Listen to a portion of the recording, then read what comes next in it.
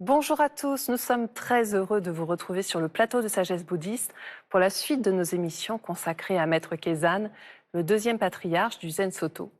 Nous avons pu voir la semaine dernière qui était cette personnalité importante. Nous allons nous arrêter aujourd'hui plus précisément sur son enseignement, sa transmission au cœur de la pratique du Zen Soto, que ce soit à travers les textes, les différents rituels et cérémonies. En quoi l'aspect rituel est-il une façon de rendre vivante la lignée des ancêtres du Zen ? Quel rôle a joué la compassion dans son enseignement, mais aussi les femmes? Qu'en est-il de son héritage?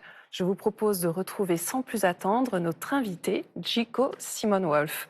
Bonjour. Bonjour. Nous sommes très heureux de vous accueillir pour la suite de cette émission consacrée à MaîtreKezan. Merci. Je rappelle que vous êtes maître zen, abbesse du temple zen de Kosetsuji, ce qui signifie la neige lumineuse. C'est en Suisse.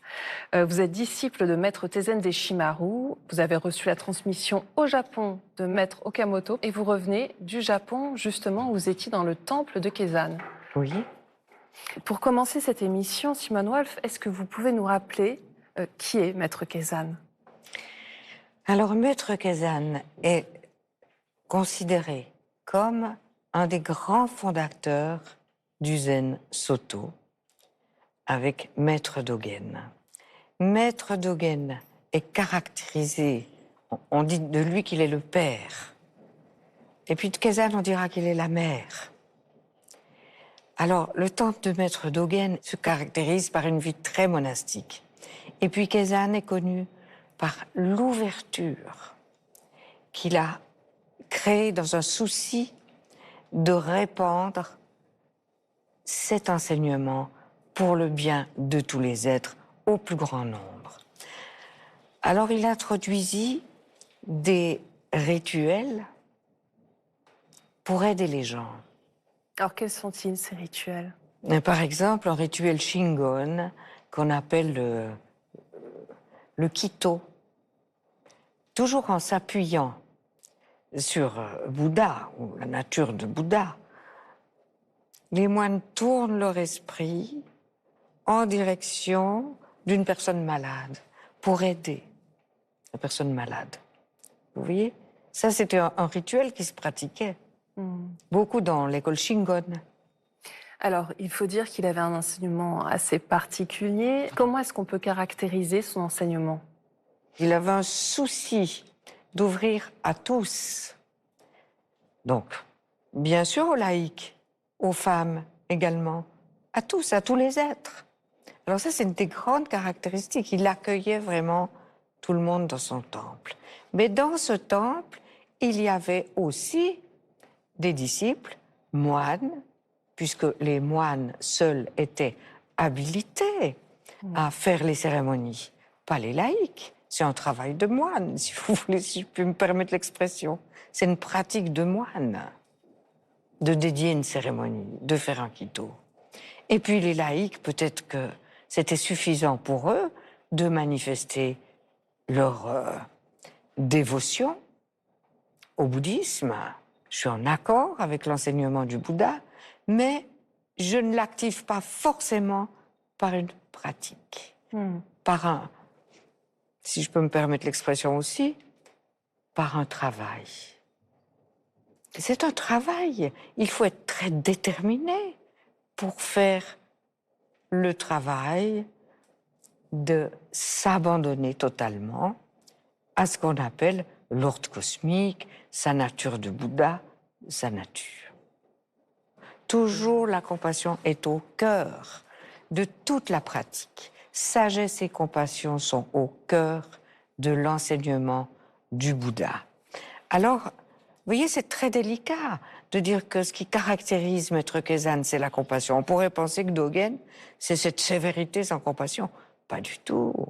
Je pense que Maître Dogen était quelqu'un qui avait développé cette immense compassion. pour le bien de tous les êtres. On pratique pour le bien de tous les êtres. Alors, Maître Kézanne a écrit un ouvrage très important, on en a parlé la semaine dernière, c'est le Yojinki. Hein. Oui. Et alors justement, il nous décrit précisément comment pratiquer Zazen. Justement, en pénétrant sa vraie nature, ce que vous venez d'évoquer. Il nous dit, Zazen permet d'éveiller l'esprit directement et de se tenir paisiblement à sa vraie place, ce que l'on appelle montrer son visage originel et déployer les aspects de sa nature fondamentale, corps et esprit étant abandonnés, sans attachement, que l'on soit assis ou allongé. Alors en fait, il nous donne un véritable mode d'emploi finalement. C'est très pratique hein, cet ouvrage. Oui, oui, c'est tout à fait pratique. Et puis à chacun d'en faire l'expérience. Dans ce livre, il nous parle aussi d'ailleurs de la nourriture, des habits. En fait, il tient vraiment à donner toutes les ficelles, si je puis dire, pour bien pratiquer Zazen. Oui, mais vous savez, il faut pas se tromper.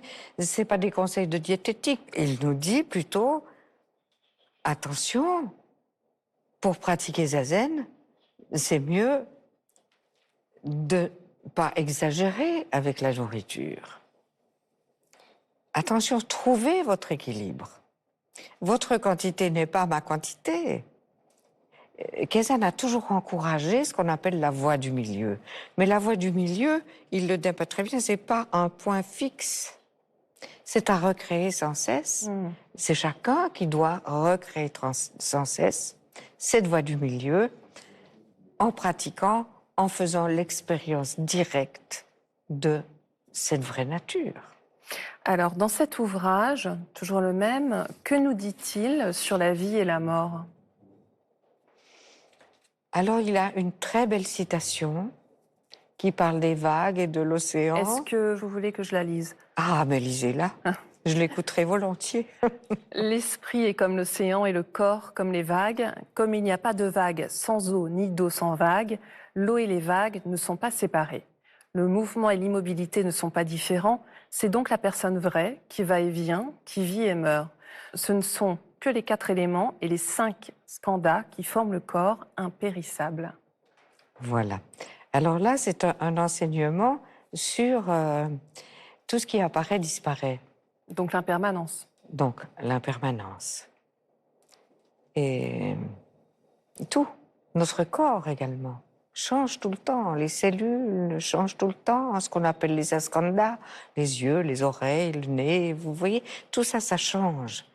Mais souvent, l'être humain a envie de quelque chose de fixe et pense pouvoir résoudre toutes les choses avec le mental, avec l'intellect.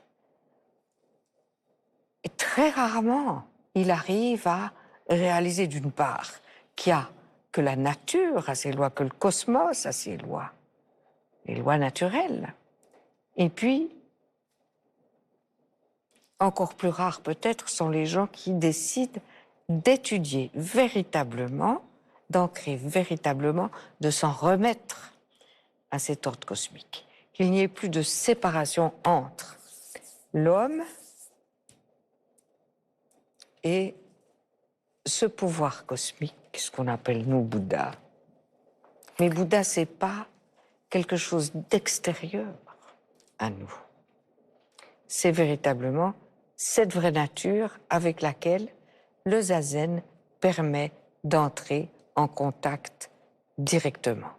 Ce que Maître Dogen appelle, ça c'est sa grande particularité, pratique et éveil ne sont pas séparés. Mais justement, on peut se demander comment ces lignées sont maintenues vivantes à Simone Wolf. Toujours de maître à disciple. Mais alors, quelle a été la transmission, le rôle de Kézanne dans cette transmission du Sensoto? Alors, Maître Kézanne, il a reçu la transmission d'un disciple de Maître Dogen qui s'appelle Tetsugi Kai, et puis il a donné, lui, la transmission à plusieurs de ses disciples, qui ont donné à leur tour la transmission à certains disciples. Et ça s'inscrit dans une lignée, c'est ce que nous appelons la lignée des Bouddhas et des patriarches. Bouddha parce que ce sont tous des, je le dis à dessein, des hommes au sens mensch, n'est-ce pas, qui se sont intéressés, qui ont pratiqué cet éveil de Bouddha, qui l'ont continué dans leur vie. Et puis, on peut être plein de gratitude parce que l'objet de leur étude est parvenu jusqu'à nous et nous le continuons. Alors, en récitant la lignée de ces patriarches du Zen, nous leur rendons hommage et nous leur exprimons notre gratitude. Alors, vous êtes une exception, si j'ose dire, puisque vous êtes abbesse dans cette lignée. Vous êtes à la tête d'un temple. Oui. On imagine que ça doit être particulier en tant que femme d'être à la tête de ce temple. Qu'est-ce que ça vous fait? Pour moi, c'est quelque chose de très naturel, puisque j'ai commencé la pratique du Zen pas au Japon, mais dans l'histoire avec le maître Taisho Deshimaru, donc à Paris, et que, évidemment, les conditions historiques, les causes et conditions de l'époque étaient complètement différentes de celles de la Chine, du Japon ou même de l'Inde.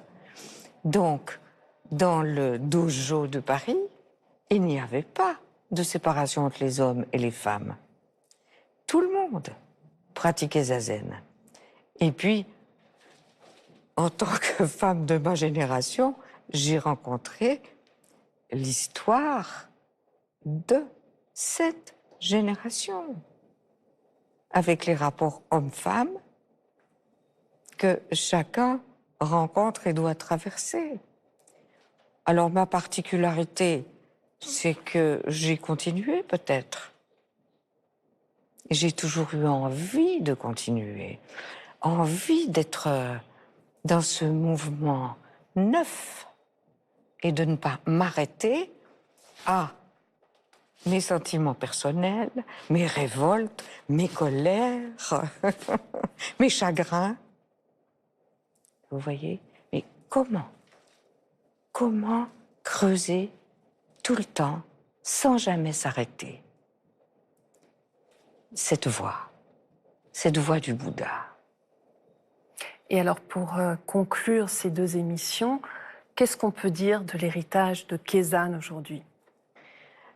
Alors moi, ce que je peux en dire, c'est que je trouve qu'il est très moderne et qu'il se continue.